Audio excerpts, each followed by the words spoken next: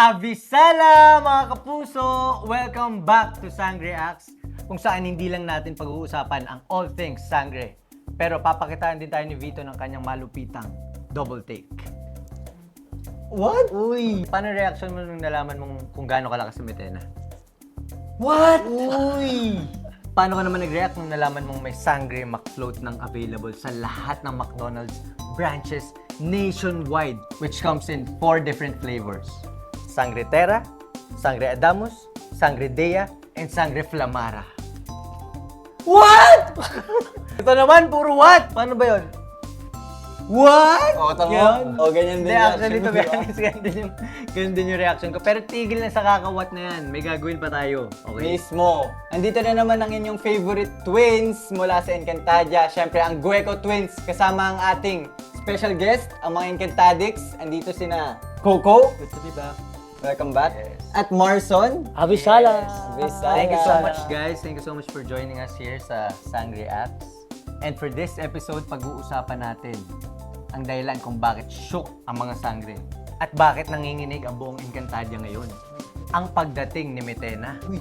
Kaya pala. At tulad ng pagyanig niya sa buong Encantadia, meron ding magpapalamig sa atin dito in a very good way. Yun. Alam mo kung bakit? Alam mo kung bakit? Bakit? Dahil meron tayong Sangre McFloat.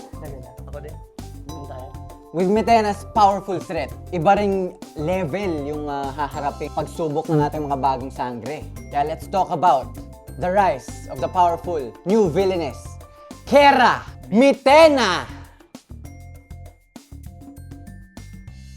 Ano yung first impression mo or yung expectation mo kay Metena? Very good choice for the actress to play that role. Ano yung nilulook forward mong character arc ni Metena? Mas na-excite akong makilala pa siya. Napapamahal ka din kasi dun sa villains eh. Hindi lang basta dun sa mga bida. Yes. Minsan na-empathize mo din, oo nga eh, kaya nga siguro yung ginagawa yan. Kasi ito yung nangyari sa kanya. So yun, so na-excite akong makita yung journey ni Metena. Sa tingin mo, redeemable pa ba si Metena? Of course. Of course. Siya- At the end of the day, she is still an Encantada, right? Because she came from Encantadia herself. Yung choices ba niya or yung crash out niya valid? ba? Parang ni Metena? for me, masyado pang maaga. Moving forward sa stories, kung ma-justify pa ba yung mga actions niya because of dun sa emotion na ramdaman niya. Pero gustong-gusto ko talaga actually yung kung paano ipinakita yung threat na dinala ni Metena eh. Talagang ramdam na ramdam ko man yung takot eh. Yung helplessness, yung crispiness. Uy, ano crispiness? Ha? Rinig mo ba yung chicken doon nawak mo? Ay, oo! Ano yun? Oo, hindi, pero ang ibig ko kasing sabihin, kung paano finiture yung powers ni Metena sa special effects. Ay, yan ang sabihin. Oo. If si Metena imbued with all the powers nung 4 na brilyante na yun. Itong McDonald's Sangre Meal, merong 4 na flavors din ng sangre. Oo. Tapos, meron ka pang Chicken McDo na pwede mong i-avail yung fries kung gusto mo. And wait! Okay. There's more! Ano- Men, ano yun? meron kang random sangre card na makukuha. Ito ba yun? Ah, ito ba Ito yun? yun. Tingnan mo. Sangre photo card. Oo, sangre photo Ito. card. Kung tulad ni Metena, mahahawakan mong Esperanto. At pati na rin yung 4 na ninakaw niyang brilyante. Oo. Ano ang mga gagawin mo? Kung nasa akin yung mga kapangyarihan niya, Na ninakaw lang naman niya.